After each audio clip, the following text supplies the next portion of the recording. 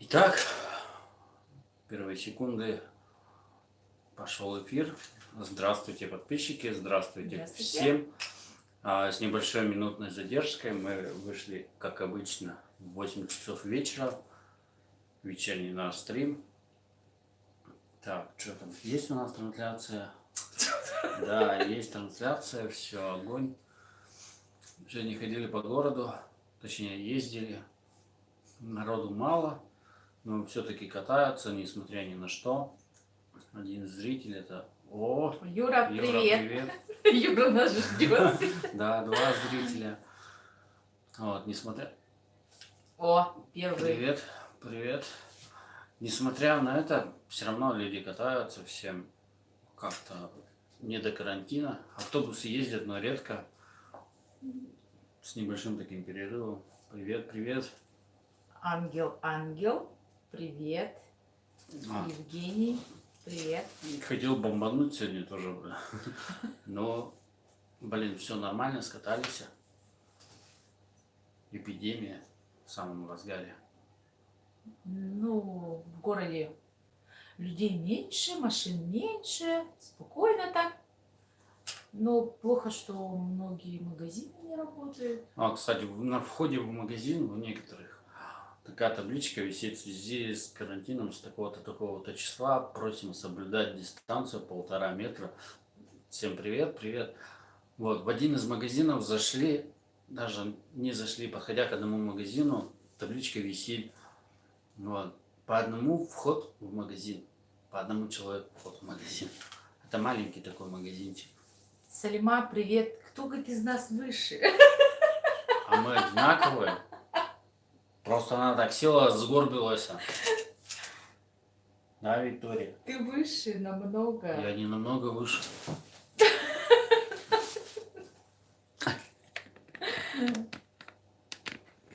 Скажи свой рост.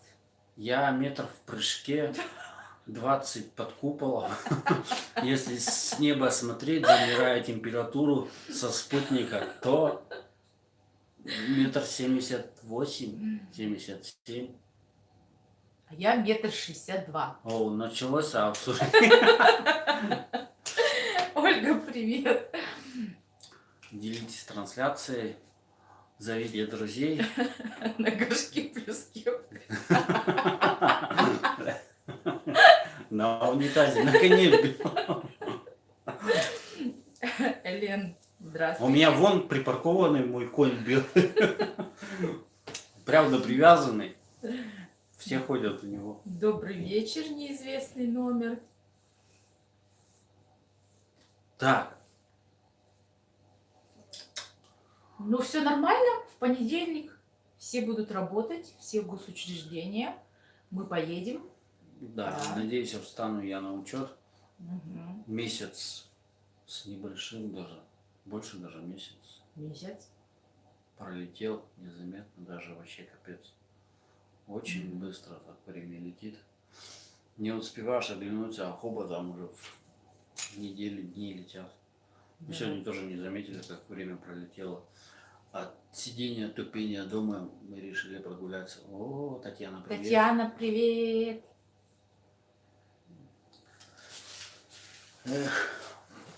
Дмитрий Боярев тоже дома сидит, наверное. Скорее всего, дома. Я смотрел его начало стрима. Вот, они сидят дома, никуда не выходят тоже. А режим самоизоляции. Что, приуныли? Да у нас там вон вечерний ужин. На плите стоит. Сережа голодный. Не то, что я голодный.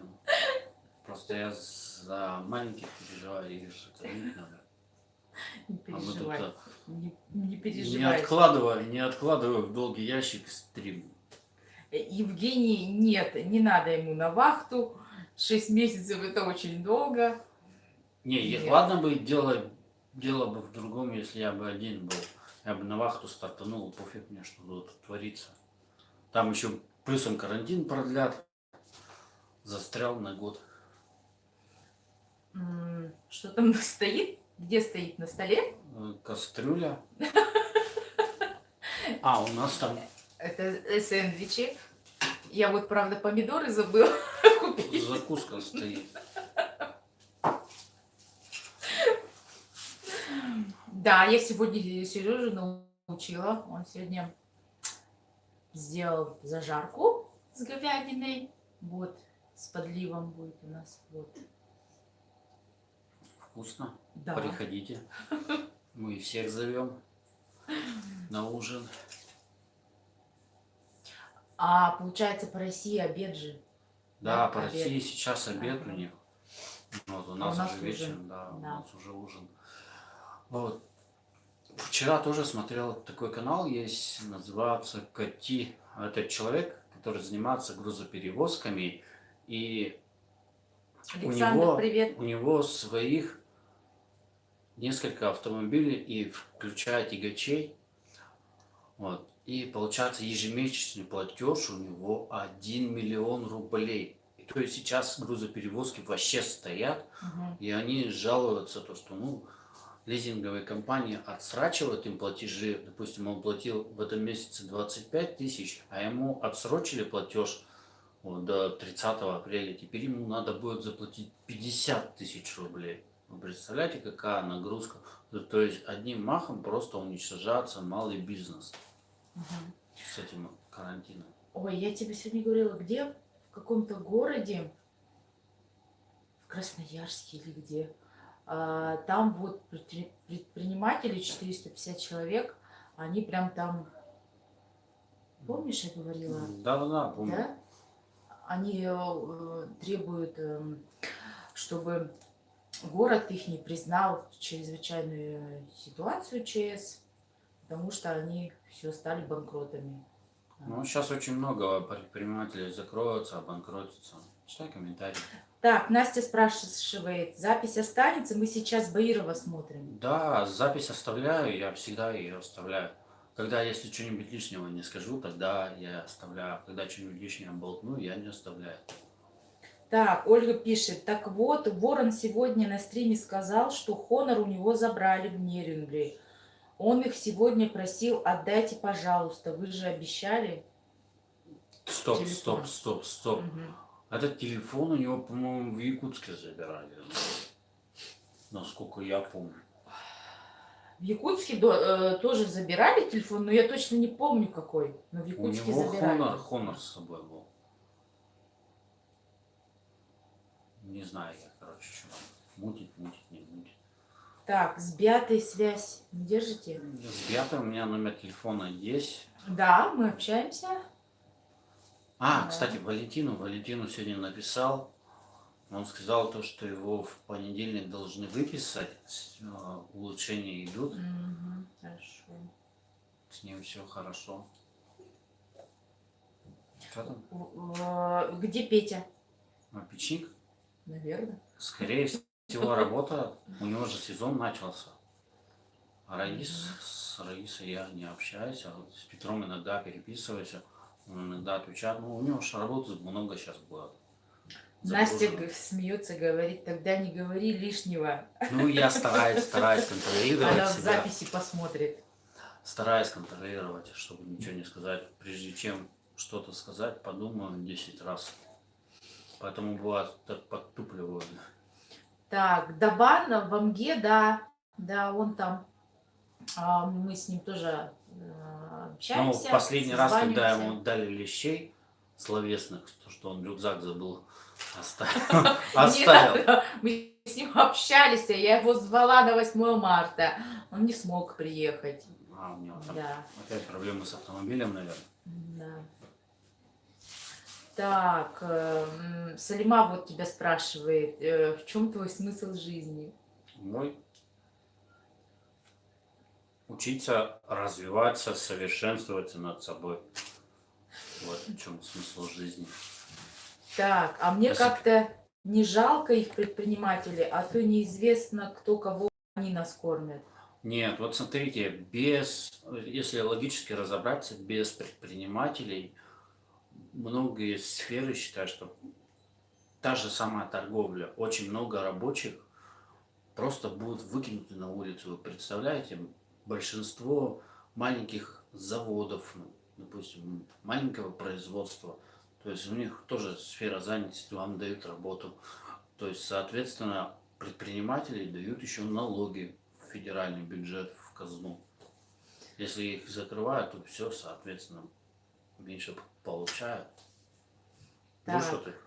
где Владимир Владимирович? Татьяну потерял. Главное, вчера Владимир Владимирович был, Татьяны не было. Да, Сегодня да. Татьяны потерял Они Владимир. Они Вы местами никак не меняются. можете встретиться. Место встречи изменить нельзя. Так, Салима говорит, неправильно. Что Ты неправильно? ответил про смысл жизни. Смысл жизни? Так, вы верите в вечную любовь? Вечной любви, честно, я вас разочарую, вечной любви не бывает. Тут смотря с какой стороны посмотреть. Все дело в человеке же. То есть у меня даже есть случаи, которые люди любили там по 30, по 25 лет. В пух и прах порой ругаются и расходятся. У меня есть такие случаи. Татьяна Иванова, любовь придумали мужики, чтобы женщинам деньги не платить. Нет, Ты согласен?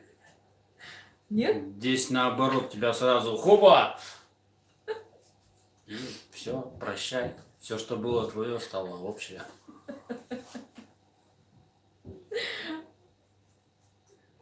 Так, давай баню строй.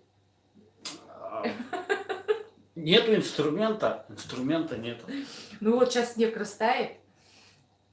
Закупим. Буду ходить по Якутску с протянутой рукой инструмент просить. А чё, блин, ну? Некоторые деньги просят, а я буду инструмент просить на временное пользование с возвратом. А может поискать, может правда есть в аренду инструмент? Нет, в аренду дорого будет. Ну Да. что вы там, Ну почасовая тогда аренда? купить надо будет. Нет, дорого будет очень. Так Здесь в тебе- Якутске очень дорого, да, инструмент стоит. Какой-то вшиво подержанная болгарка, вот мы сегодня заходили с тобой, Мгм. 3500. Она у нас новая столько же стоит. 3,5? Да, 3,5 макитовская. Да. Такие в ожидании комментариев. Еще раз оденешь костюм Деда Мороза? Да, одену, само собой На одену. Новый год оденет. Но у меня, правда, нету Обязательно. больше костюма. Обязательно Он оденет. уехал с Виктором Алексеевичем. Правда, он мне не предназначался, этот костюм. Мне с Игорем Танашановым вместе. Отмазывается, чтобы не строить. Ты зачитай комментарий. Так, приятно на вас смотреть. Заильцовский район, город Новосибирск. Спасибо большое. Благодарю.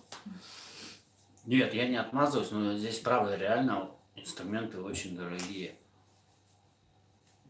Если... Блин, трансляция. Блин, опять кабель прирубили. Выкинула малость. Так, а он сейчас в Тюмени, да, Лев Толстой? Да, в Тюмени он. О, это твой друг. Да-да-да, Дальнобойщик. Урой Айхал, дальнобойщик. Мгм. Он тоже часто очень на канал ко мне заходит, комментирует постоянно. Я с ним даже в личке общался. У него даже где-то номер телефона его сохраненный есть. Да-да, в Якутске все дорого. Тут конь цены. Вот дорого-дорого, тогда желание меняй. Какое? Ну, не знаю. Блин. Желания нет. Желания не понимаю. Привет, Андрей. О, в Москве очередной дом взорвался. Да? О боже, ужас. Это не подтвержденная информация. Вот, смотрите, сколько мяса тут стоит. Видно? Короче, 500 килограмм, 550 рублей килограмм нарезка стоит. Килограмм. А Килограмм. здесь не килограмм. Почему тунгусам? Привет, тунгусам! Почему мы не тунгусы? Хорошо, что не индусы. А сколько хлеб стоит в Екатеринбурге? В Екатеринбурге хлеб 28 рублей стоит За 24 можно найти где-нибудь возле хлебопекарни. А у нас здесь в 2 раза больше. Здесь 48 рублей стоит Да. хлеб. Нам мне друга попросить, чтобы он там отснял материал, допустим, сколько хлеб там стоит, и сравнение цен сделать. Якутск, Екатеринбург. Так, а что, Ворона закрыли, что ли? Не знаю, я же не общаюсь с ним, ему в сознание не могу залезть. Езжайте в Китай. А зачем нам Китай? А, кстати, в Южной Корее там можно, кстати, заработать очень хорошо, но и там жить как спартанец, честно. Мясо 500 рублей на рынке. Это где? Невидимка. Мясо 500 рублей. Мгм. А сколько здесь мяса стоит? Минимальное такое. У нас по 300, по 400 можно мясо купить. Нет, у нас по 300 не купишь. У нас есть, у Нет, нас у можно нас купить. 400-500, да. У нас за Так. такую цену шашлык продается. Ну, проще спечь. Вика, пеките хлеб сами. Да, кстати, мы хотим. Да, я ей Да. Да. постоянно подбиваю Викторию, чтобы хлеб печь. Да, и сегодня в магазине Сережа мне: дрожжи надо купить. Сейчас после стрима, наверное, заквасочку сделаем. Теплая вода. А, в Китае дешевле, говорит. Да, кстати, вот Мгм. сравниваешь цены у них и у нас. Блин, это две большие разницы. Это до Дальнего Востока нам ехать или до Владивостока, по-моему. Мгм. чтобы- Салима, сегодня на ужин у нас, вот, я же говорила, подливка с макаронами. Вот. Сделай торт в стиле кирпича. Он, кстати, делал из Я печенья, да. делал из печа. Да, из печенья он прям складывал. И Да. сразу вспомнилось, как Да. кирпичи укладывают. Чук-чук-чук-чук-чук. Да, в Якутске мясо 500-600 и выше. Там кто написал привет. Где привет? Вот, Ольга, по-моему, написала привет. Нет, я не Нет, вижу, у меня нету Ольга, привета. вот, здравствуйте, написала 400. Ольга Андреева, да. Ага. Здравствуйте, Ольга. Пропустила. Вот. Что? 468 рублей мясо буйвола. Так, Серега, пеки сам хлеб. Да, Сережа будет печь. И выпечку, и сразу можно здесь продавать ее. При этом самозанятым сделаться. А у нас мясо 183 сегодня купили. Ольга, это где так дешево мясо? Все, мы едем к вам. Отправляйте нам мясо. Она, я боюсь, не доедет, если по 180. Кстати, Салима, конину мы не кушаем.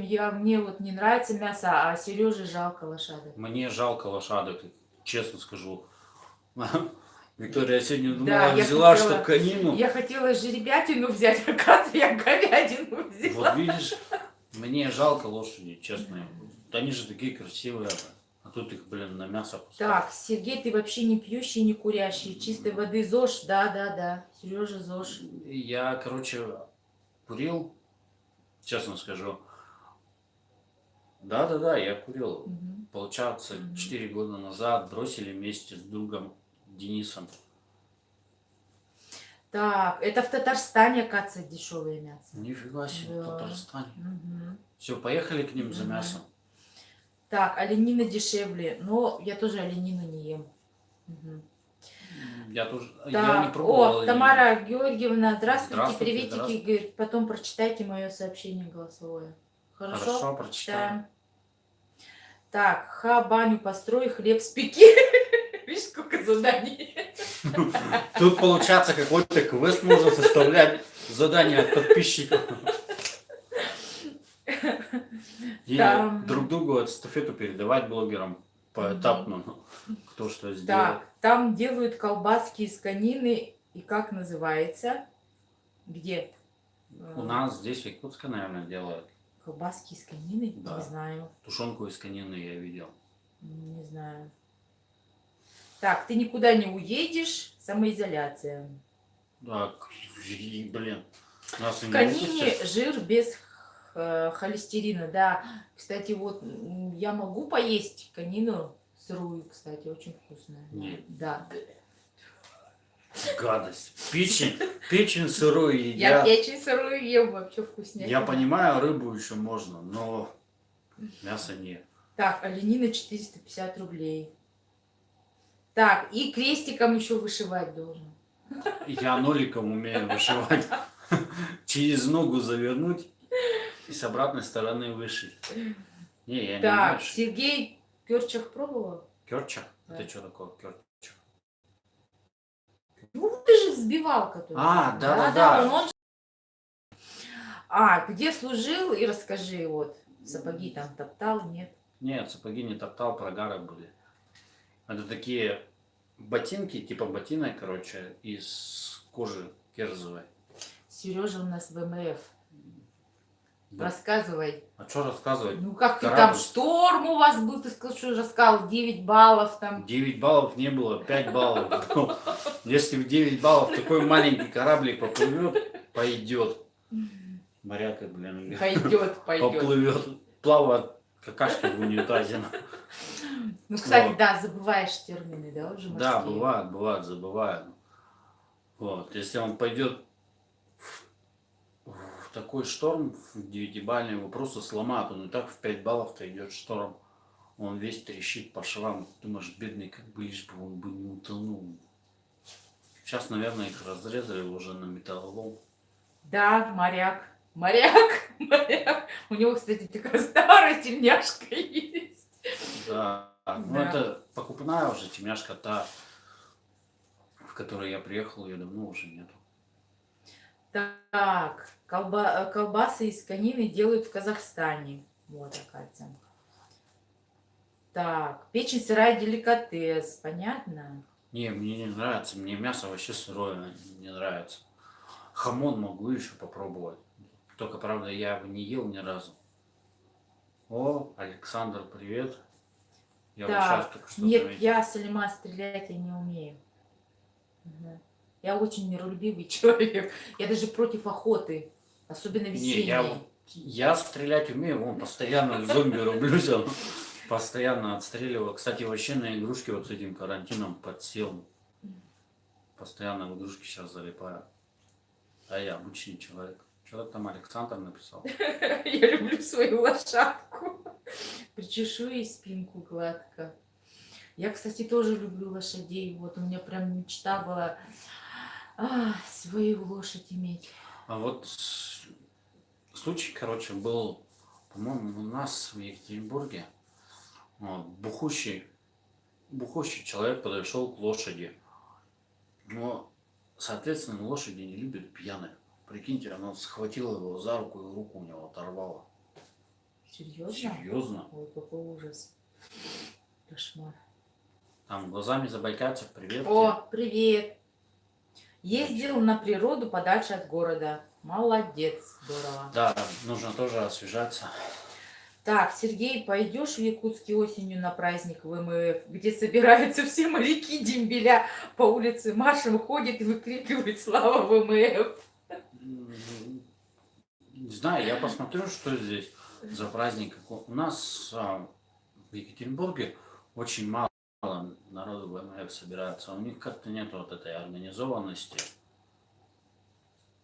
Жеребятину с аджикой жарить надо. Хорошо, учтем.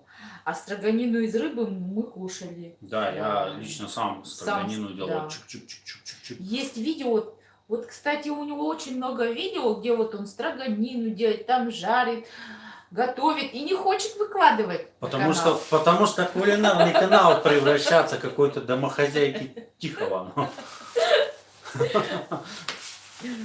Зачитывайте. Так, неизвестный номер, жир тает в температуре человека, а говядине один холестерин.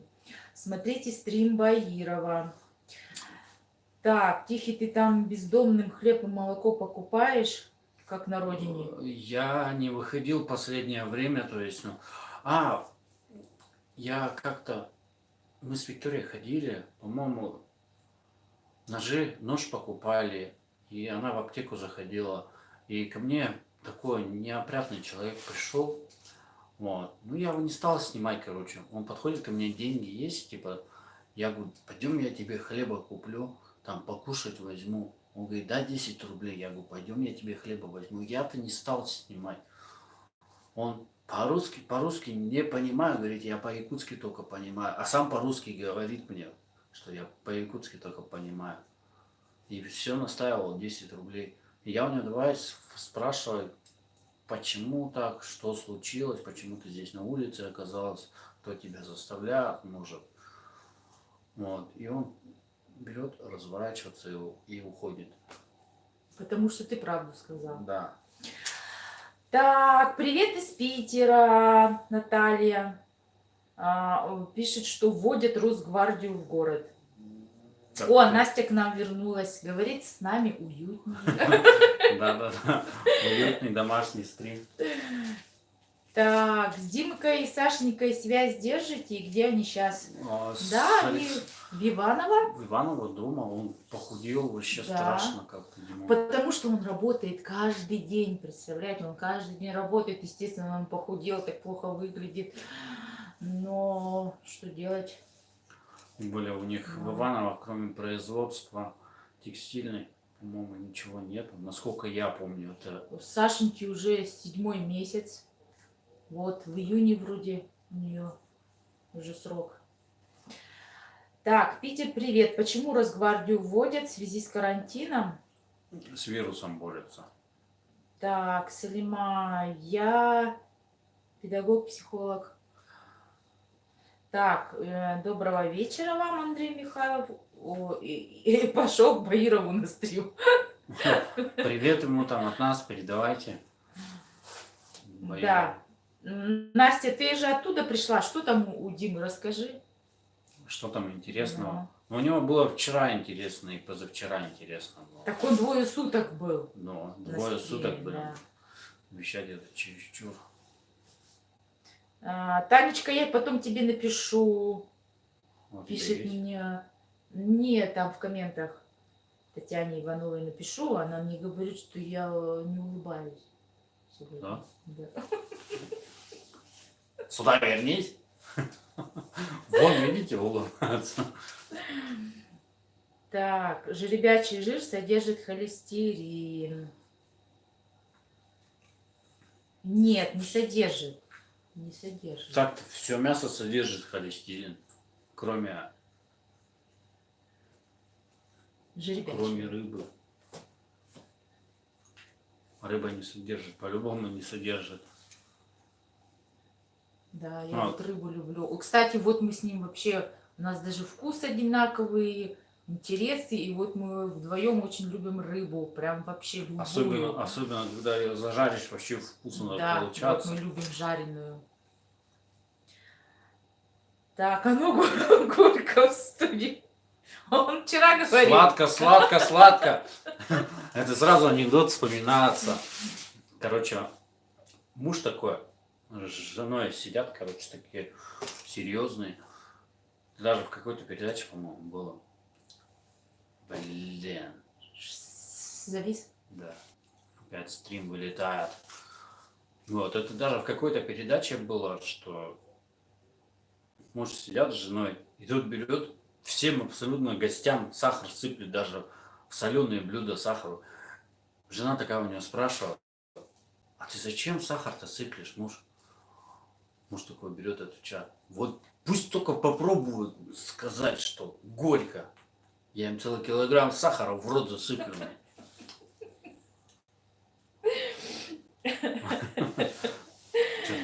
Да, жареная рыбка это вкусняшка. Да. Особенно, когда вот Да. ее в духовке запечешь, получается соль. Ничего лишнего не надо. Соль, перец.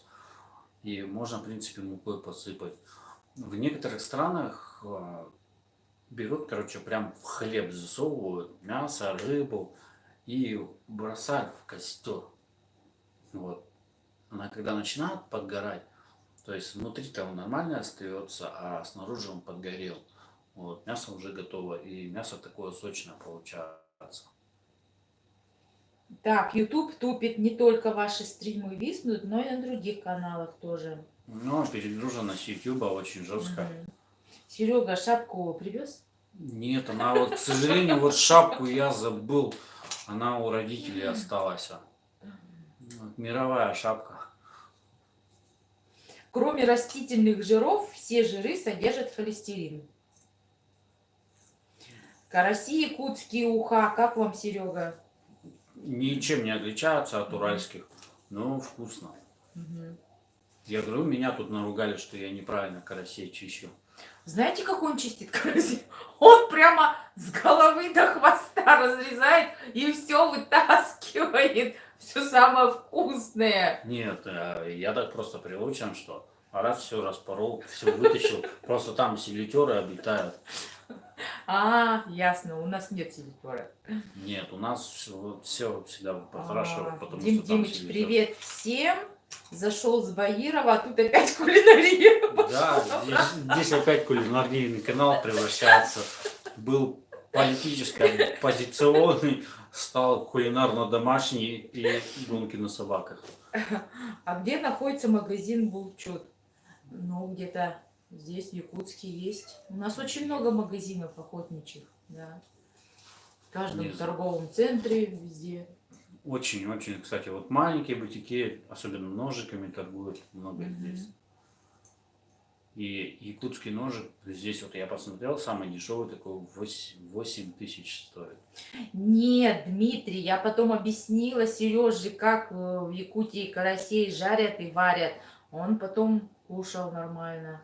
Нет, я внутренности не кушал, я их также выкидывал. Внутренности. Самое вкусное все так раз убрал.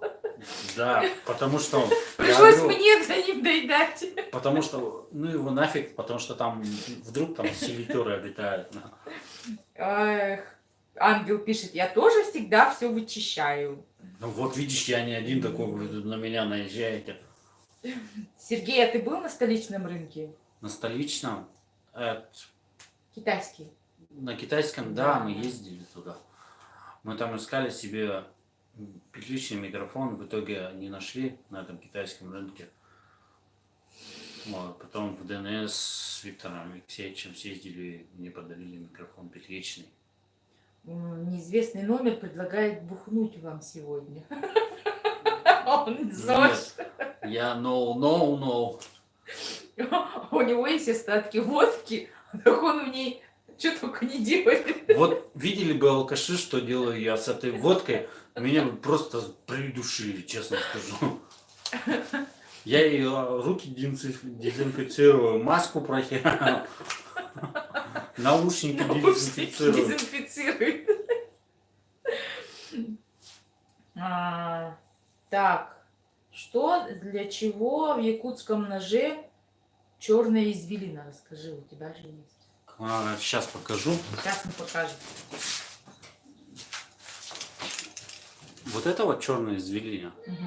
Это получается кровосток сделан. Это ж не якутский нож. Якутский. А почему-то он не такого. У меня полностью здесь вот продавлено. Угу. Это получается кровосток сделан и придает жесткость ножу еще. То есть его не в сторону, видите, он не гнется. Ну и, конечно, толщина металла у ножа. Почему такая форма? Мне кажется, раньше были кости вот, заточены под нож. И такая форма ножа осталась, то есть полумесяцем. Ну вот, Дмитрий тоже подтверждает, что это жесткость. Угу. Так, Александр, у нас в Забайкале тоже вычищают. Ну да, это, видать, из-за вот этих селитеров, наверное, да? Всё Да. вычищают. Потому что заражается рыба. Рыба, если полежит при минус 35 3 дня, и уже чистый, лентяй рыбе может быть глисты. Так, ну у нас нет, у нас тут всегда холодно, в холоде рыба. Так, Салима тебе спасибо говорит, хотела всегда знать про нож. Не за что. Так, почему-то сейчас почти вся рыба с какими-то червячками спиралевидными в магазинах. Было, кстати, видео бродило по WhatsApp. Там прям сельдь открывает свежую купленную. Открывает, а там прям черви в ней. Была такая ситуация в сельде. Ну вот поэтому надо внимательно смотреть. Ну, сельдь же полностью чистят. Ну. Да, там прям в растворе они еще живые. А, Сергей, ты будешь опять бороду растить? Ну вот, растит. Вот. Рощивание. Да, Ну, я да. хочу ее сбрить. Нет, хорошо, с бородой. Да. За ним ухаживать надо. Отращиваю. Монологи незнакомки. Да, конечно. Так, Виктория, ты знакома с чемпионом мира Виктором Лебедевым? Он вообще-то племянник моей подруги. Я знаю эту семью. А ты кто Да. такой? Это наш чемпион по борьбе. И он мой земляк. Вот. И сейчас он возглавляет Саханнефтегазбыт, наш Нифига предприятие. себе. Да. Мгм. Значит, можно у него нефти позаимствовать. Нет, нельзя. Он строгий руководитель. Ну, блин, для нашей аудитории хотя бы каждому по бочке нефти. Я думаю, согласиться, там потом процент У можно меня брать. брат должен ему. Капец. Он возит у него этот, как его называется, американец такой, бензовоз, да. Правильно? И его работники опрокинули, пролили, и он должен 1 миллион теперь. Ну, правильно, что бы. А их же за это штрафуют, то, что загрязняют экологию. Так, в селедке и горбуше особенно много червячков. Короче, двойной протеин. Так, Татьяна говорит, что тебе будет хорошо с бородкой. Рыжая борода. Да. Но многим почему-то она не нравится. Кому не нравится? Так, часто вот писали в комментариях, что сбрей. Я не видела такого. Писали. Нет. Было такое. Наоборот, я читала, что тебе с бородой идет. Так, Сергей пойдет испанская бородка. Как у Лехи из руки вверх. Тогда точно запою, как из руки вверх. Так, где белый? Ужин Серегин съел, спать ушел. Да, он спит, тут лежит, ага. Да, Здесь он поел. белый. Он вообще меня удивляет. Странная собака. Я вот ему дала рыбу. Представляете, вот рыбу ему кинул, он не ест. Он зато будет есть хлеб поджаренный. А такого он не ест. Да. Сейчас белого приглашу. А, он дрыхнет. Белый. Ну да, ангел, правильно. А мне он нравится и с бородой, и без бороды. Пойдем в кадр. Ну, Белый, обязательно белый, под стойку. белый, белый. Обязательно под стойку. Вот, белый у нас. Вот он. Вот она. Вот он. О, он никуда не делся. Скоро у него паспорт. Наверное, да? Нет, Прививочный. почему скоро-то? И мы ему купили сегодня. Да, у него прививочный паспорт будет. То, что прививку Да, мы поставим. прививку ему взяли. Паспорт ему ветеринарный взяли. Шлейку не взяли ему. Он Так. не гончий пес. А, дети очень хорошо. И Сережа тоже. Так, у нас дома мышей нет. Ни мышей, ни тараканов. У нас никакой живности, кроме белого, у нас нет. Да, белый вот чисто жирность наша. Всяко-всячина. Привет. Так, Серега нынче видел репортаж японцев шамана? Нет, не видел. Нет, не видели. Не видел даже. А он мне, кстати, сегодня утром написал. Кто? Александр. Да, Саша Я сегодня я написал, сам да. удивился. Мгм. Красавчик, говорят про Я него. ничего ему пока не ответил. Но после стрима отвечу. О, Лучик, привет. Ой, Лучик, привет. Та-дам. Привет, Сережа, Виктория. Душа радуется, тепло идет от вас. Да, делимся. Так, построила. Нет, я сама не построила. Я взяла дом 3 года назад. Мгм. Так, вы работать не хотите? Очень хотим. Я Сережа очень хочет. хочу работать, понимаете, я Сейчас даже готов, ну, карантин, ё-моё. Я вчера бомбанул очень сильно, блин. Так, как у нас карантин протекает? Ну, нормально, люди сознательные, сидят дома. Мы сегодня прошлись по городу, Очень очень мало народу. людей. Автобусы у нас ходят только рано утром и вечером. С 6 вечера автобусы только ходят, с 6 до 8 вроде, да. А днем автобусы не ходят. Я там поснимал маленько материал, смонтирую, выложу. Мгм. Чё? Так, Сергей, снег убираешь во дворе? Да. Я не Конечно, только снег, убираю. я и лед там убираю. Да. Так, а что если карантина-то и нет? Да, его и так нет, ну, по сути, мне кажется. Но это не точная информация. А что если вирус просто придуман? Ну, возможно, и придумали. Да, вот у меня точка зрения, как у Лукашенко. Я думаю, так Что же, как придумали? он. О, 51 Да. человек, это рекорд. Да. Да, чтобы люди сидели дома, не выходили на митинги, всякая всячина, ты совершенно прав. Ну, каждой стране это выгодно. Не, вот еще так продлится, наверное, карантин, если его продлят, то, мне кажется, это еще больше народ разозлит. Алиса, привет. О, Алиса, Читай, что там. пока покажешь сегодня, к ней маски пришли из медной ткани, которые вчера она показывала. Я сказал, что это безумно очень дорого.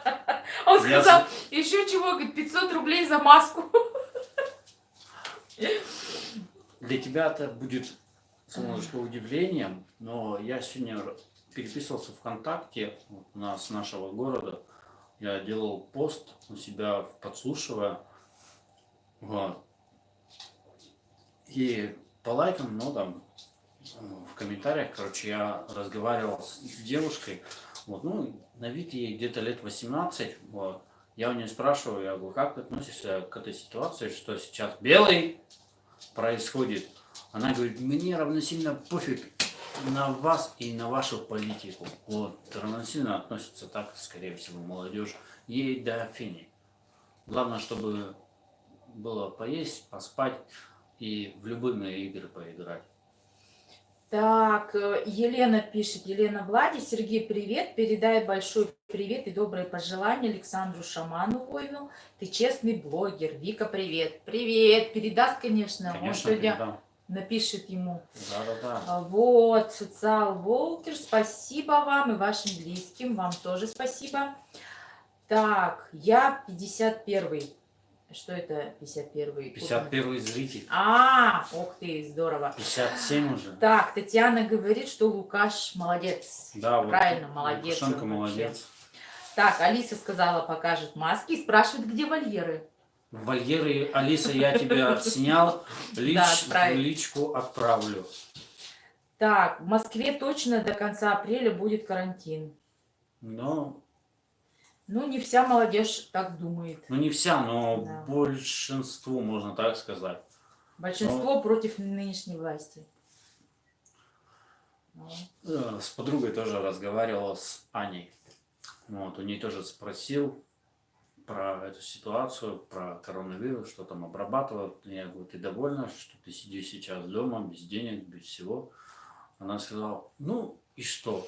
Главное, не заболеть этой короной. Вот, ее были слова. Угу. Ну и сегодня мне понравилось Юлия Донская из команды Димы Баирова, да, она сегодня стрим вела. И там, значит, вот их трое было. Она, на штрафстоянку они пришли, адвокат Низовкина и еще одна женщина пожилая. И вот они прям втроем так хорошо все объяснили про эту корону. Все прям по полочкам разложили. Вообще молодцы они. Так. Все заслушались, что ли? Да, походу дела все заслушались.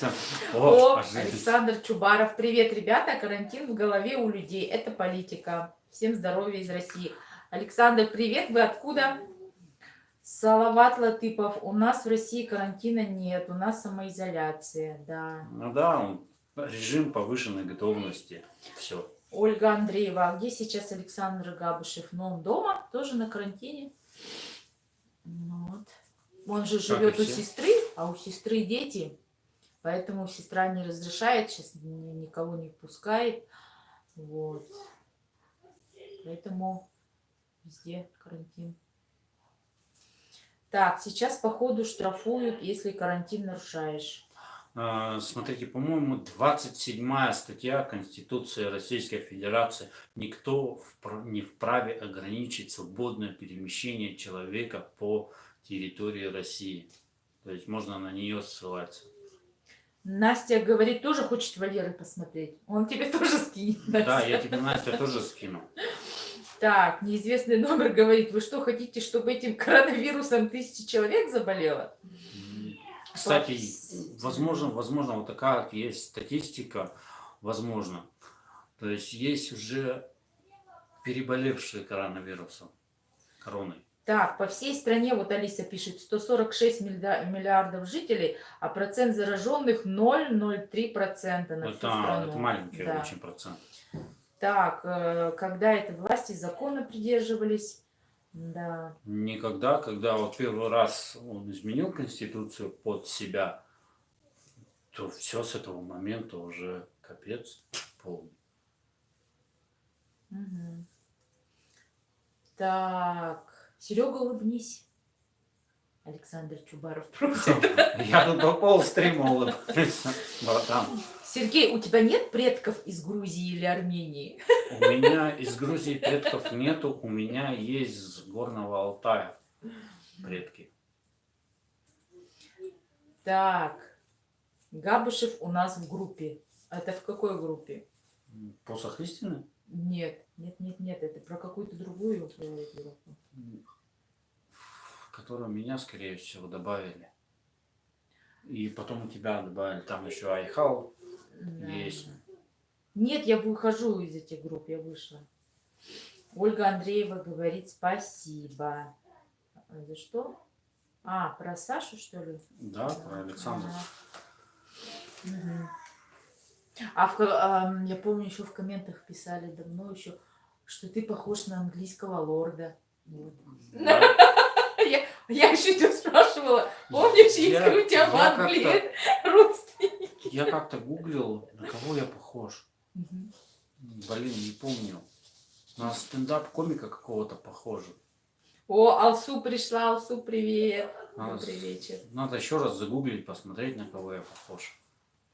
Так, расскажите, пожалуйста, что буряты про вирус говорили. Ну, что они говорили? Посмотрите ихний стрим за вчерашний день, 3 апреля. Там интересный стрим. Да. И как анонимное сообщение было, заявление на то, что подкинули наркотики. Вот единственное, вот эту Лилию Донскую отпустили и дали ей штраф 1000 рублей. Остальным всем 10 суток дали. Да, 19.3. Да. А почему Лилию отпустили? Потому что есть видео, да, стрим Баирова, где она спокойно пошла с полицаями, села в машину. У меня тоже есть, кстати, видео загружено на канале. Так, Татьяна Иванова, точно. Я думаю, на кого ты похож? Серега похож на актера Богатырева. На Богатырева? Что-то есть, да. Серега, когда родители прилетят? Родители у меня ни разу на самолете не летали. Блин. Я никому не говорил, у меня отец же болеет. Вот, у него вода в легких, затемнение легких. Так, Сергей, Вика, а Дима Витязь, он не ходил же вместе с шаманом в поход или ходил? Витязь был с ним. Он ходил. Они шли в поход. И Саша шла. И Саша. И Александра шла да. тоже. Да. Тамара Георгиевна про тебя пишет, что ты рыжик, солнышко. Это стрим. Да, стрим опять. Что там закончилось? Ну, что ты рыжик, солнышко. Кстати, мне еще такие лучики. Да. И рядом сковородку с мясом. Так, такое ощущение, что менты не люди или они слепые. Ну, они подчиняются приказу, так же, как они пришли Да, за вот Сережей, они когда также меня сказали. задерживали, мы в машине с ними разговаривали, это все у меня писалось, вот, но потом эти записи абсолютно удалились волшебным образом. Ну, они так и Вот. сказали, что Мне мы сказали, исполняем приказ. мне Да? сказали, что ты понимаешь, ты сам служил, знаешь, что такое приказ. Да. Так и было. Так, а где ангел? Вот, кстати, у ворона Вау. есть фото, где ангел стоит, там с индусом вроде, да? И он такой весь прям бородатый. Вот, ну, я не верю я ворону, но он говорит, что ангел типа к ним придет, вернется.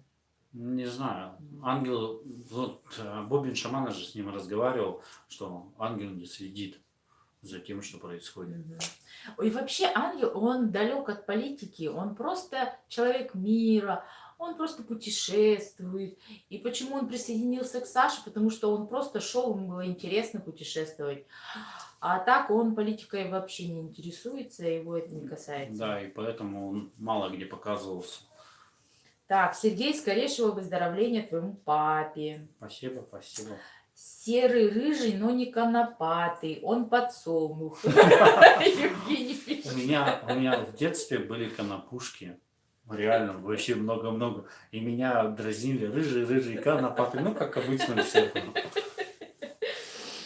Так, в Германии кило имбиря стоит 1 евро на сегодня. Это связано с тем, что немцы не верят, что имбирь спасает от коронавируса. Все, бизнес-структура, покупаем в Германии имбирь, привозим сюда и продаем за 3000 рублей. Так, все. Иваныч нам отправляет. Да, Иваныч, зовите Иваныча на стрим. Имбиря у нас на рынке много. Так, лол, получается, если приказ, то можно и убивать без зазрения совести. Да. Возможно. Мгм. Но убийство это чересчур вот. Мгм. Ангел-романтик. Да, ангел очень такой хороший человек. Но я с ним не общался На лично. то он и ангел. Да. Сказочный Поэтому сказочный так герой. Поэтому он и ангел. Да, я знаю, что он самосовершенствуется.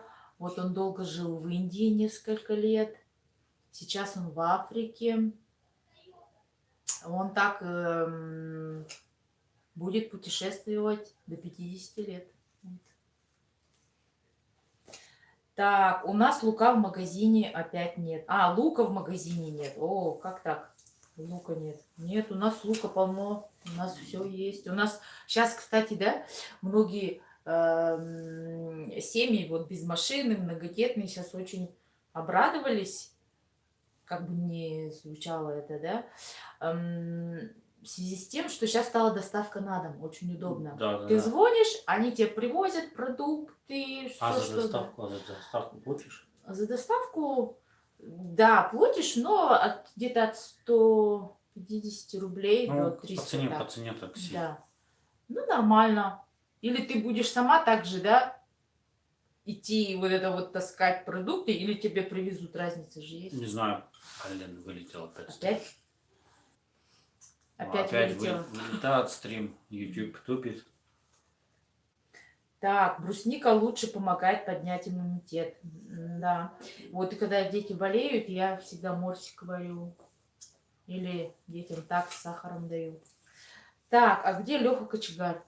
Леха Кочегар же сидит. Его ж посадили. А кто-то говорил, что отпустили.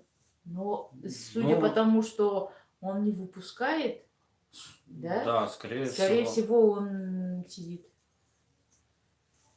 Так, в Москве лимоны от 600 рублей за килограмм. Кошмар. Набор имбирь, лимон, чеснок.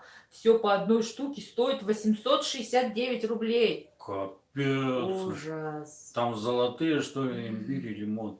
Ужас. В Бурятии лимон 500, имбирь 1500.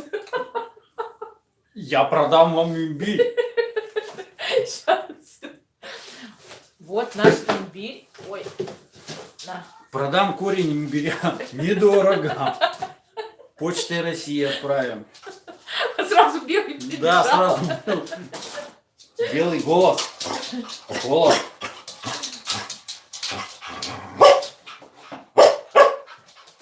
Ой, видишь, белый ругаться. Да ты не будешь это есть. Нет, ешь. Хочет имбирь съесть, прям аж радуется так. Покажи. Сейчас покажу. Белый.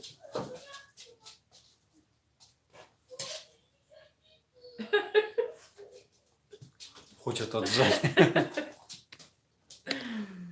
Белый, белый, белый. Так, возвращаем на место.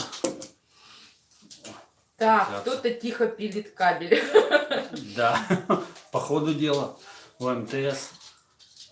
Так, имбирь в Москве от 1600 до 2400 рублей за килограмм. Кошмар. Капец. У нас дешевле он стоит. Алсу говорит, что не сидит, отпустили Леху, обложили штрафом за мат в эфире на 1000 рублей. Ну, Леха это, на свободе. ну, там легко отделался. Так, Алиса, это у него под глазом его, короче, наш Астик его покусал. Да. А белый специально лезет к нему еще. Вот он сам к нему лезет и получает потом.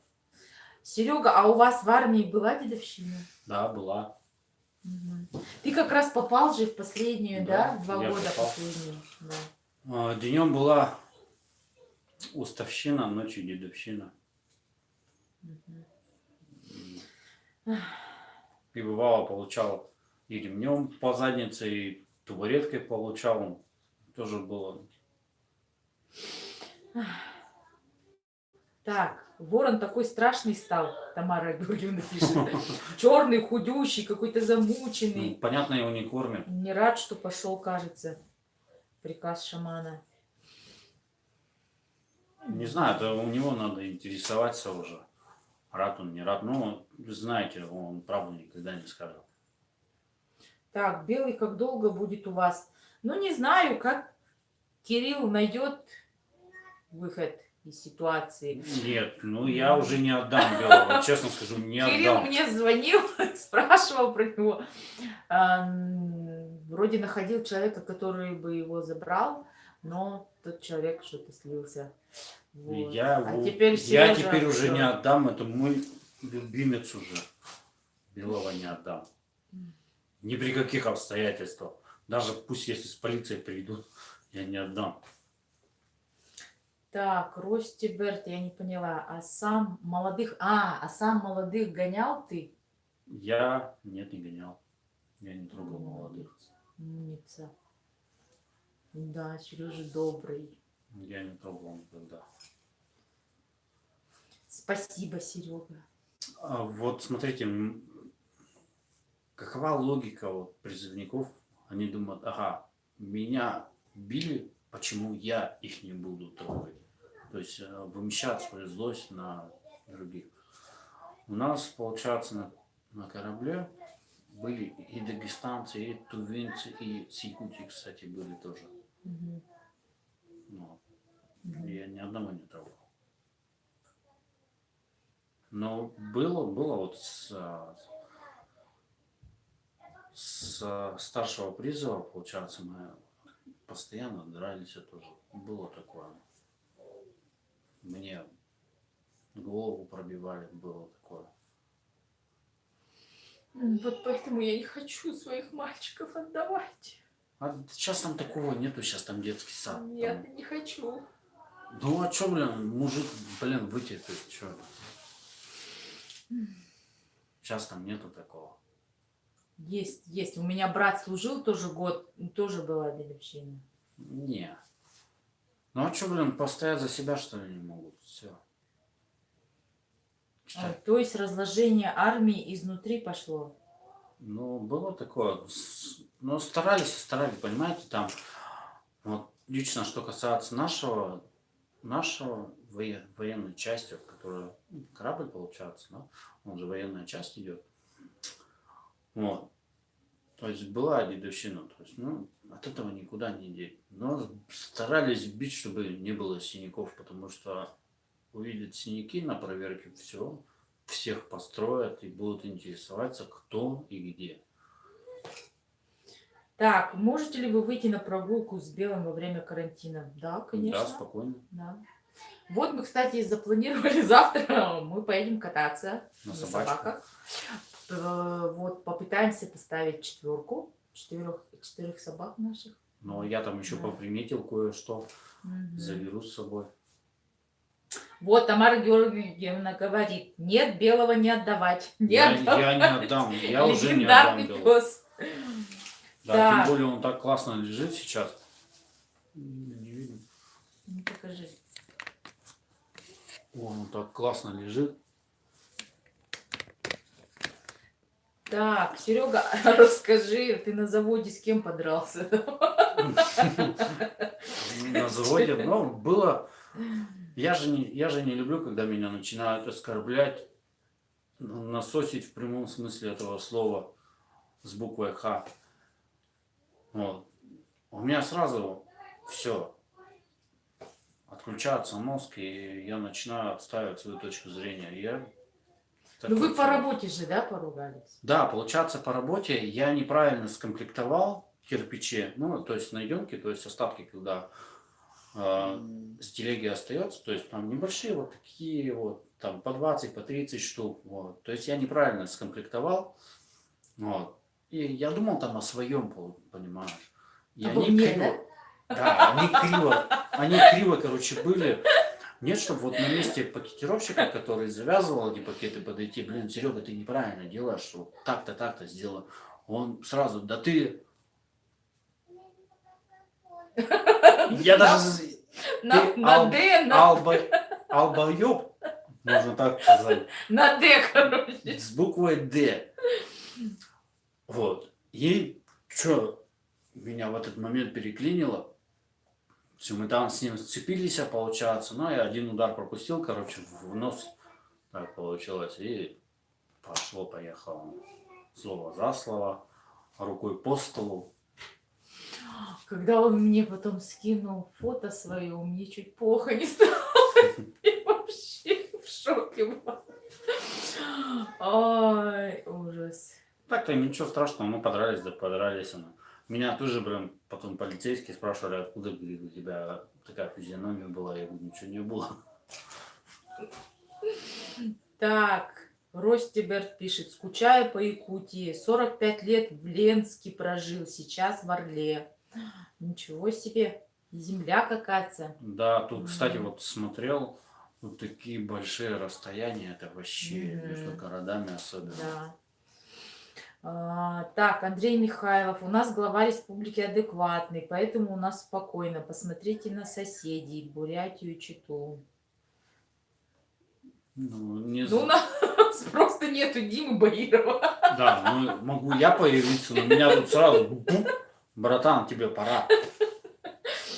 Мне сказали, ай-яй-яй. Ай-яй-яй, Серега, да. Если ты будешь народ сплочать, мы тебе ай-яй-яй. Лариса, добрый вечер. Рада за вас, молодцы, пишет. Ну, 58 человек смотрит. Так, на чем Белый приехал из Бурятии? 5-3 летел. Да?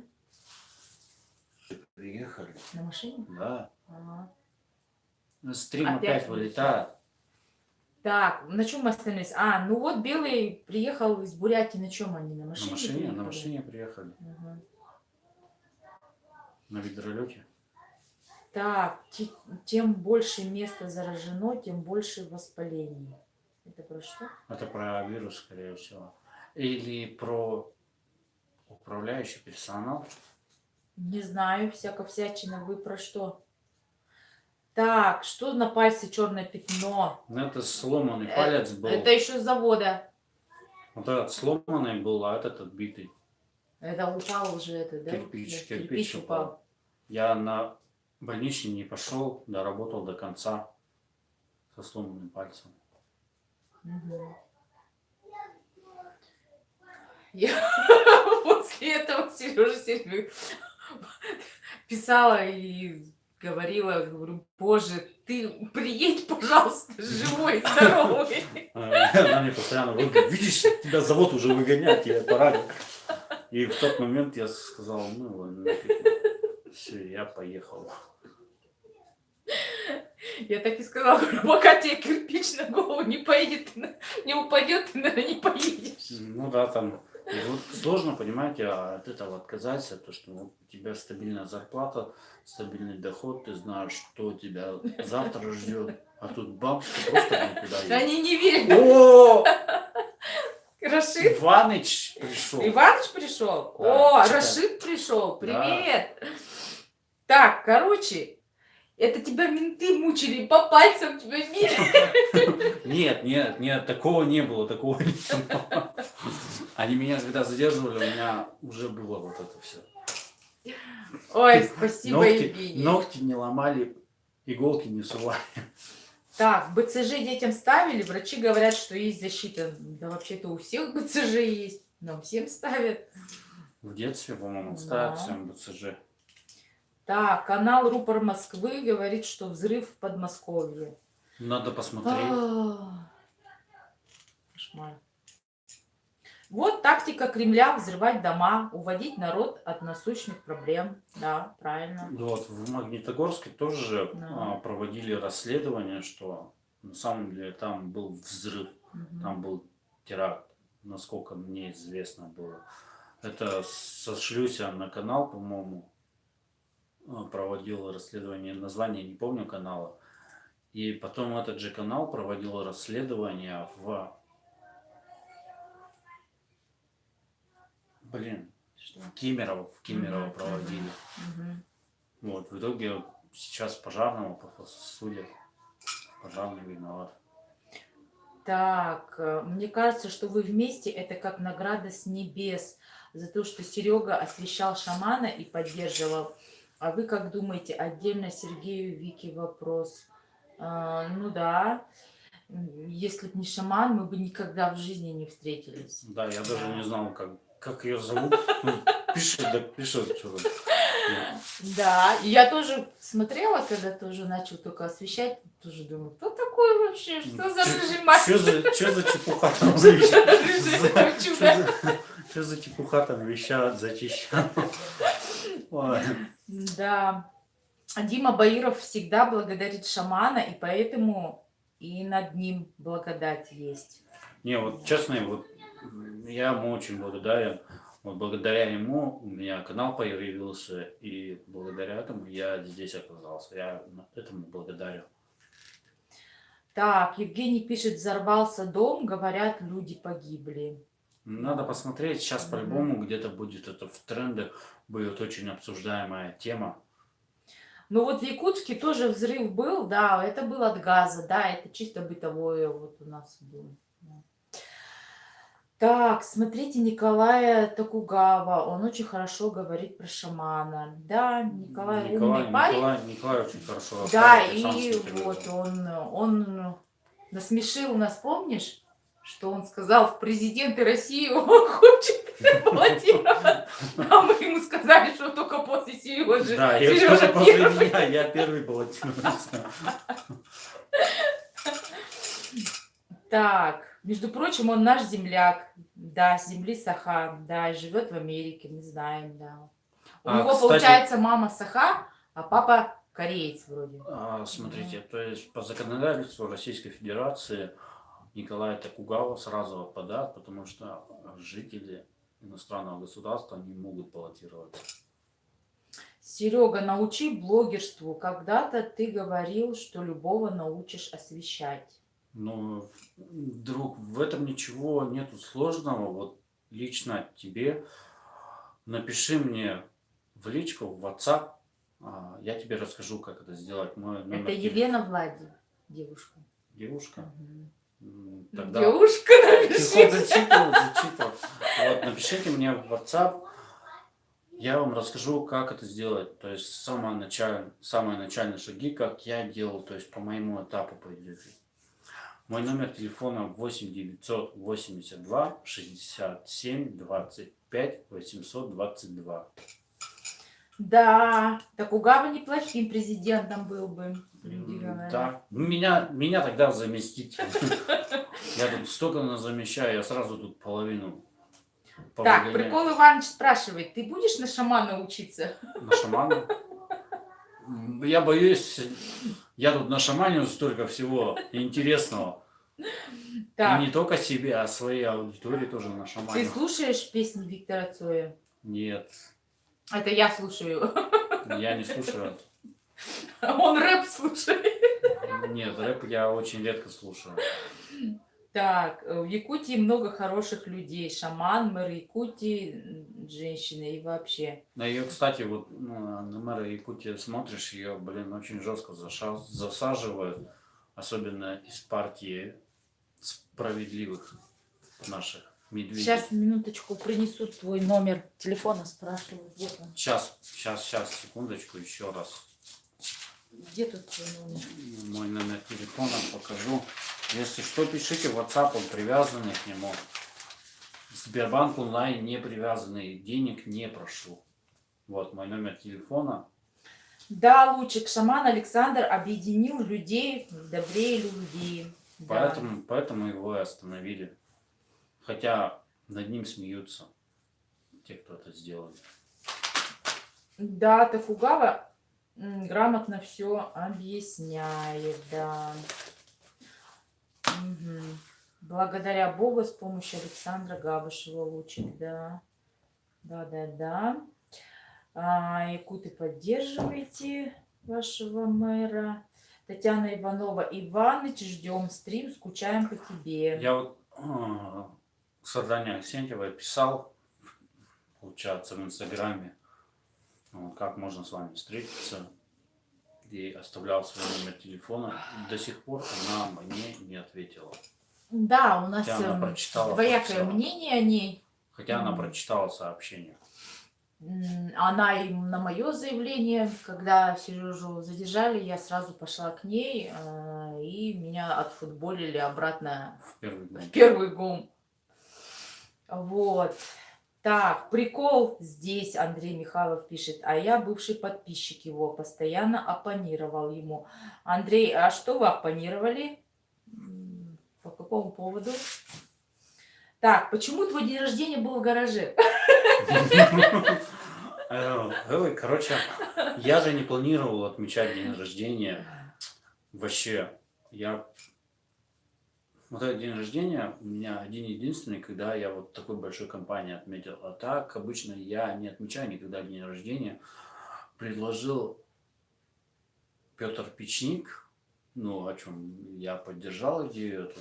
Для меня это было сюрпризом, честно. Мне говорили, что наши проводы будут, но что отмечается мое день рождения, я не в курсе был. Это я уж потом узнал, что мое день рождения сделал, то есть организовал все Петр Печник. Вот и ему отдельно спасибо. Да, организовывала вообще-то Петр с Раисой. Они сказали Дайдуне. А уже Дайдуна всем нам сообщила, и мы уже за, наверное, 2 недели или за 3 мы уже собирали, значит, скидывались, подарок обсуждали, я уже бегала, подарки искала. Вот Алиса заказала вот эту футболку, я бегала, делала. Я не знаю, я тогда даже не была с Сергеем так знакома, но я почему-то прям носилась как олень по всему городу, искала ему подарки. Вот все-таки судьба, да. Я вот знала, что я покупаю это все как будто вот дорогому человеку. Опять завис. Опять зависла. Вылетает постоянно.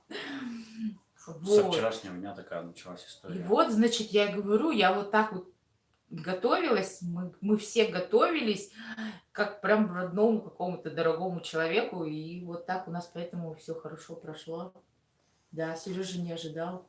Я сам был Да. в шоке, честно. До сих пор. Сергей, говори громче, тихо говоришь. А у меня опять вылетает трансляция. Почему я так медленно? тихо Тихо, говорю, у потому что меня... тихий. Нет, у меня нос заложен, и я не могу громко говорить из-за этого. То есть мне одновременно надо вдыхать и говорить. Поэтому так тихо говорю. И соответствую нику своему. Да. Я нет, не с Тополиного, я с Тамбонского, но мой поселок находится рядом с селом Тополино, недалеко. Так, Серега тихий, он не может громко говорить, да. Так, может, ты еще пару новых роликов выложишь о движении шамана? И, конечно, интересно меня послушать. Вот. Ты, значит, делаешь, Рассказываю. ты делаешь ролик, где я рассказываю. Так, Тамара Георгиевна пишет, не связывайтесь с Мэршей, она не очень. Так, да, благодаря Александру узнала, какие добрые, гостеприимные, красивые, благородные люди живут в Якутии. Да, спасибо ему за И это. вот, кстати, благодаря ему же многие узнали, где на самом деле находится Якутск. Многие же не знали. Да, Опять вылетело. да? Мгм. Опять вылетает. Мгм. Так, получается, что когда ты долго говоришь, ты задыхаешься? Да, и я не могу, получается, долго говорить, и я начинаю задыхаться, у меня нос не дышит, потому что он сломанный раз 5, наверное, уже, если не больше. Так, что у вас со стримом? Стрим, короче, это YouTube тупит и вылетает постоянно. Уже за час 20 стримом уже раз 10, наверное, вылетает. Это сам YouTube тупит. Так, а многие узнали, где находится Чита. Да, кстати, я тоже не знал, где Чита находится. У меня там брат старший служил в Чите. В Чите и в Новосибирске. Да вот благодаря вообще Саше, да, мы все сплотились, мы стали общаться, вся Россия стала как прям одна семья, да, все друзья, Я все прям... До Александра не знал, кто такой вообще Леха Кочегар. Я не знал, кто такой Андрей Дегтярев. Я даже его не знал, что они существуют. Вот. Да. А теперь для нас Теперь- расстояние и теперь города расстояние- вообще не преграда. Да, теперь расстояние для нас не помеха. Мы также общаемся, также переписываемся, также друг другу лайки ставим, комментируем постоянно. Так, а ты в молодости хулиганом был? Раз 5 раз нос сломали. Но было дело. Не только хулиган. У меня даже, это, наверное, открытием будет, что у меня есть привлечение по хулиганству, по хулиганке. Меня приводили в милицию. На то время она милиция была. Вот. Так, ничего серьезного. О судимости. Вот теперь есть у меня судимость. Я все время забываю, что у меня нет судимости. Так, ты когда-нибудь злишься, орешь, ругаешься? Да, когда вывести, это будет капец полный. Там волосы в разные стороны полетят. Но лучше меня до такого не доводить. Это меня Да. очень сложно будет остановить. Вот Сережа, он как и Саша Шаман, они одного знака, они скорпионы. И вот этот вот знак, очень вспыльчивые они.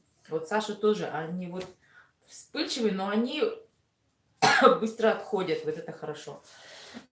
Они потом успокаиваются сами, их просто не надо трогать. Они сами там походят, что поделают, подумают и успокаиваются быстро. Да. Да. Мы такие скорпионы. А еще, допустим, от безделия, когда нечего заняться, допустим, кому-то ты кровь не сворачиваешь, они начинают сами себя жарить. Так, благодаря шаману Запад вообще узнал о Якутии, да. Андрей Михайлов в шоке, говорит, внешне не скажешь. Внешне не скажешь. Вот поэтому говорят, в тихом омуте черти водятся. Внешность бывает обманчива. Ребята, вы такая позитивная, красивая пара. Счастья бесконечного в вашей семье. Спасибо большое. Несколько волос полетят в сторону. Ну да, видите, у вас же нет, видите.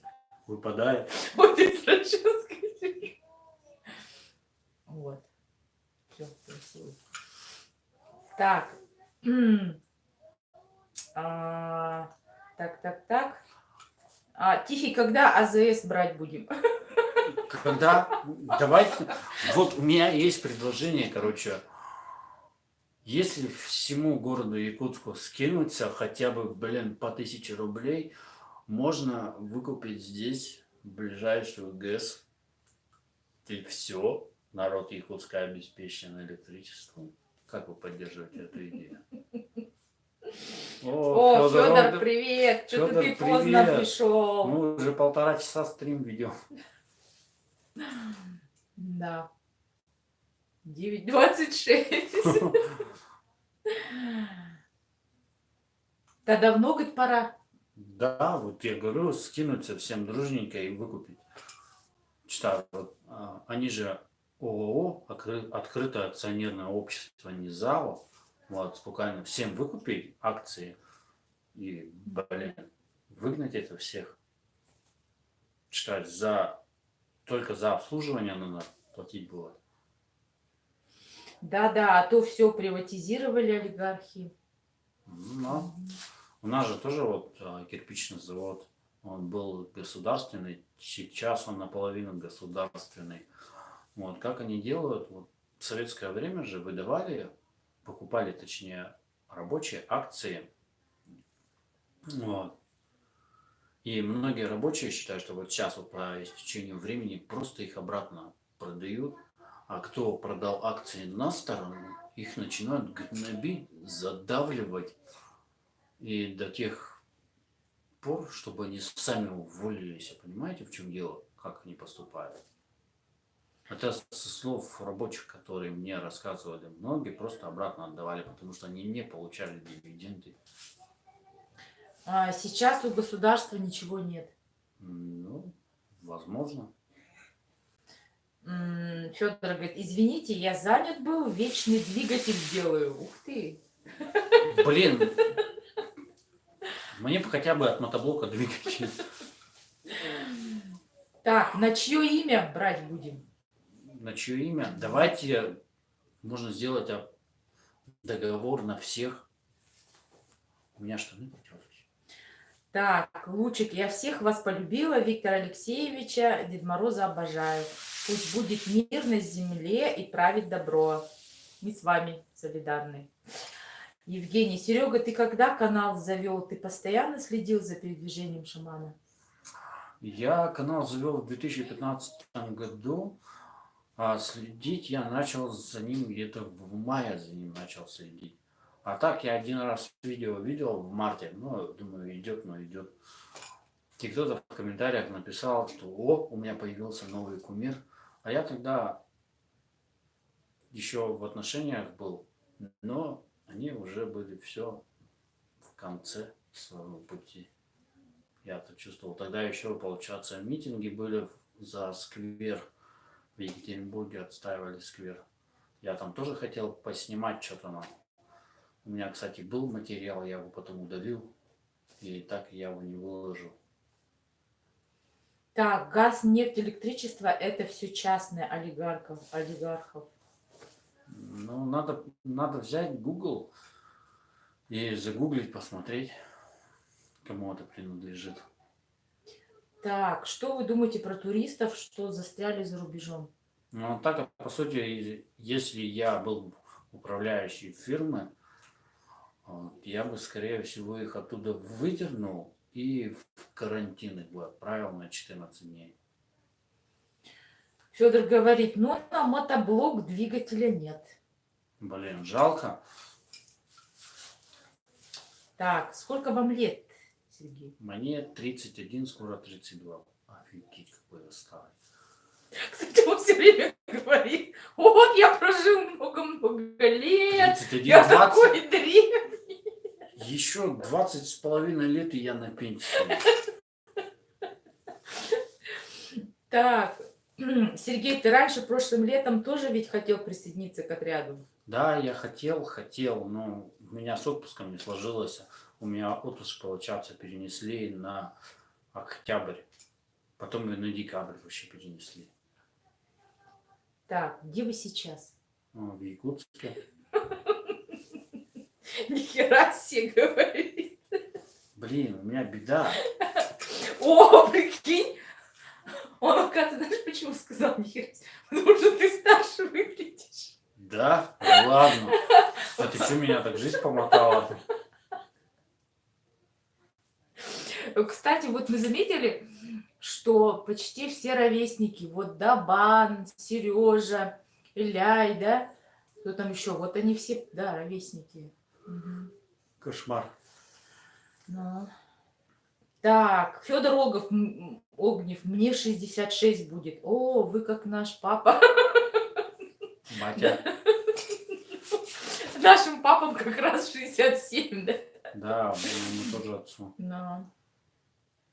Так, пригород нам? Нет. Нет? Так, хорошо, что не добрался. Судьба, однако. Да. Мгм. Зато я был на расстоянии и всех смог предупредить, что его задержали. Мгм. Да, Сережа же вот самый первый Абсолютно и самый единственный, первый, да, да. был. Потом Леха Кочегар, и пошло, и пошло, и пошло. Так, Александр, о, мне 37 пишет Александру Ну, Родос. почти одногодка. Мгм. Ну, не одногодка, а чё. А шаману сколько лет? 50 с чем-то, 50. Ой, 50, да. Два, Он по-моему. 60 какого-то года, 68. 52, по-моему, или 53. Да, он 68, наверное, года. Мгм. Так, сейчас мы стрим догоним ровно до 1,5 часов, потому что нам кушать надо будет готовить. Не Ой, готовить, готовить а уже кушать. приготовлено. И дети сидят, ждут, кушать тоже хотят. О, Маргарита Матвеевна, 52 года. Так, давно нужно просто по 1 рублю скинуться, и все миллиардеры будем. Но, понимаете, никто не пойдет на это. В Москве же был случай, что человек ходил и собирал по дворам, по домам, прям по квартирам ходил и собирал деньги. Кто рубль, кто два. И в итоге он за месяц собрал 5,5 миллионов рублей. И его хотели, короче, надо возбудить на него дело, но ничего не получилось, потому что нет состава преступления. Ух ты, все так хорошо стали писать, сколько лет. Евгений пишет, мне 39. Так, Шаману 52 года, да, 52. Я вдруг где-то 50. Андрей Михайлов, мне 55. Оп, есть. Кое-как вышли в эфир. Про Коношанова спросили. Про Игоря Коношана, он же выпускал недавно ролик. Мгм. А так я с ним же не общаюсь, с Игорем. Ну, последний раз ты же общался, он сказал, что он в Самаре, да? Да. Вроде работу нашел. Так, давай зачитывай. Так, все пишут, что зависло. Все отвисло уже. Так, думаю, что государство задерживает такие вот сборы. О, Сергей, Ник, привет. Мы уже уходим. Да, мы уже уходим, уже 1,5 стрим прошел. Я пойду зашивать свои штаны. Коношанов ведь с Иркутска, да? Да, он с Иркутской области. Как-то называлось же его? Как же называлось? Поселок. Поселок как-то, да, в Иркутской области поселок. А мне, знаете, вот зрители интересно, а что с газелью-то стало? Где она? Ее, по-моему, выкупали, и дальше я не знаю судьбу этой газели. Дима Баиров же собирал на эту газель недавно. Не знаю. Продали. Не знаю. Так, согласитесь, что историк из Гарвашева никакой. 57 мне. Историк. Но он вроде не закончил. Он же не закончил. Он поступил в ЕГУ. Там вроде проучился 2 курса только. Да, он не закончил. Время неудобное для стрима, потому что в это время канал Баирова. Пересмотрите время. Но не с утра же стрим вести. Не... У нас, видите, разница же У нас с же Москвой. разница 6 часов. Можно, в принципе, да, пересмотреть время для стрима. А во сколько удобно, например? Говорят, Ворон ее продал. Ворон продал газет. Мгм. Ну, все может быть. Все может быть. Не знаю, это не подтверждено. Ладненько, друзья наши, мы пойдем по своим делам. Вам спасибо, то, что вы с нами провели эти 1,5 часа. Я вас всех очень сильно обожаю. Подписывайтесь на канал. И у всех прошу прощения, кого обидел, кого оскорбил. Сергей, ты по двору в валенках ходишь? Нет, я в тапочках хожу. А вон пишут, она в Бурятии в 21:30, говорит, время вообще. 21:30? Ну, это поздно уже будет. 21:30? Мгм. А может в 21? Ну, давай, можно в 21 стрим сделать. Да, давайте. Тогда Короче, завтра завтра мы в увидим. 21 здесь, в 21:40 тогда. В 21:40 стрим сделаем. Мгм. Вот, 21:40 мы ждем вас здесь. И все. Мы пошли, друзья, нам тоже кушать. Мгм. Все. Все, Всё. все, пока, всем Пока-пока, пока, пока, пока-пока. пока, пока, пока. Спасибо.